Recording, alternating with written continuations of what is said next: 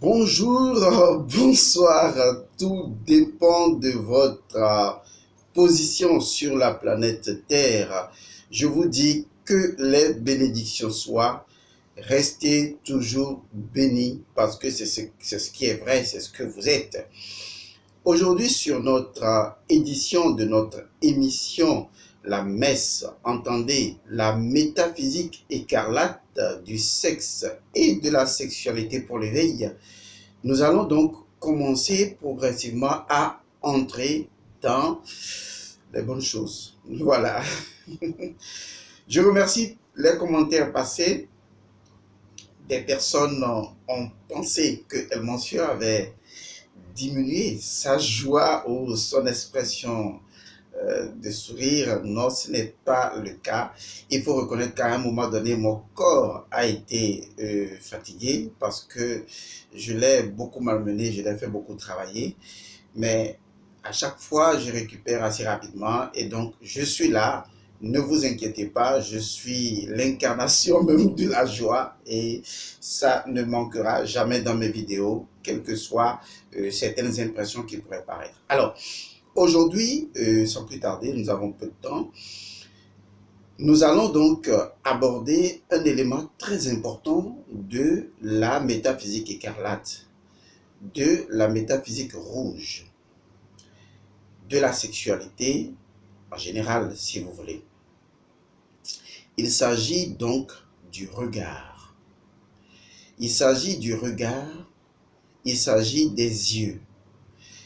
Et c'est très important que vous compreniez que dans une relation intime, dans une relation de complicité intime et sexuelle, dans une relation qui va opérer une alchimie avec des énergies différenciées, des énergies créatrices, des énergies très fortes. Comme je vous l'ai dit, Dieu même est fortement sexuel. Il est très important de comprendre le pouvoir du regard. Il y a beaucoup de personnes qui manquent cette étape de leur relation sexuelle. Ce sont des personnes qui manquent de se regarder dans les yeux. Pour quelle raison? Je n'en sais rien. Beaucoup de personnes ont accumulé, disons, dans leur historicité, un certain nombre de mal-être liés à la sexualité. Et du coup, dès que vous parlez du sexe et dès que vous parlez de la sexualité, c'est assez drôle. Les gens n'osent plus se regarder comme une forme de honte qui traverse leur visage et ils préfèrent regarder ailleurs.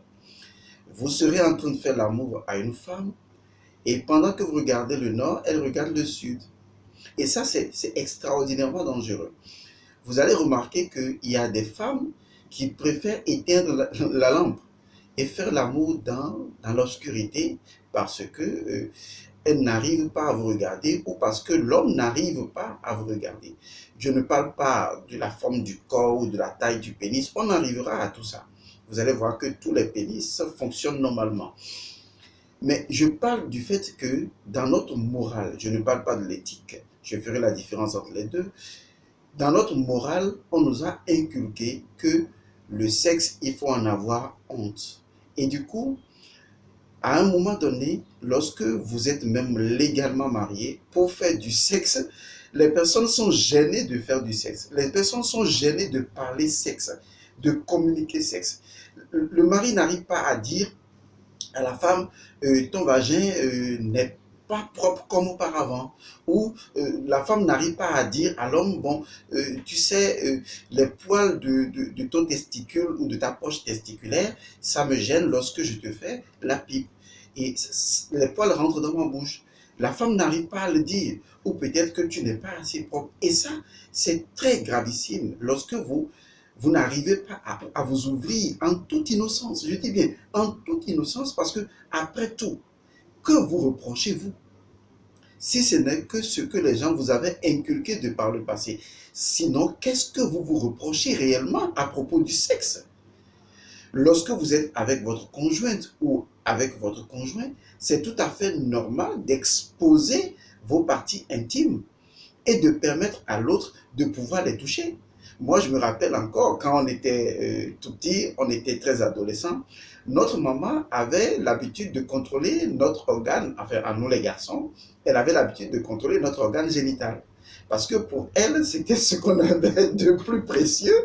Et donc, et je crois que chaque année, à l'époque, elle m'indisposait vraiment, elle nous indisposait tous. Mais plus tard, à un moment donné, on s'était habitué. Et elle nous dit, bon, c'est la séance de la visitation de vos petits bijoux, de vos pénis. Et nous, les garçons, on s'alignait, elle nous déculottait, elle prenait, disons, notre organe sexuel entre les mains, elle manipulait les testicules, elle tirait, comme on appelle le pénis, elle bougeait cela pour voir s'il y avait une certaine érectibilité possible. Et elle voyait que, bon, elle avait des garçons. Et à un moment donné, ça gênait, puisque elle était une femme et moi j'étais un homme. Et j'étais vraiment malaisé de pouvoir avoir une érection en face de ma mère.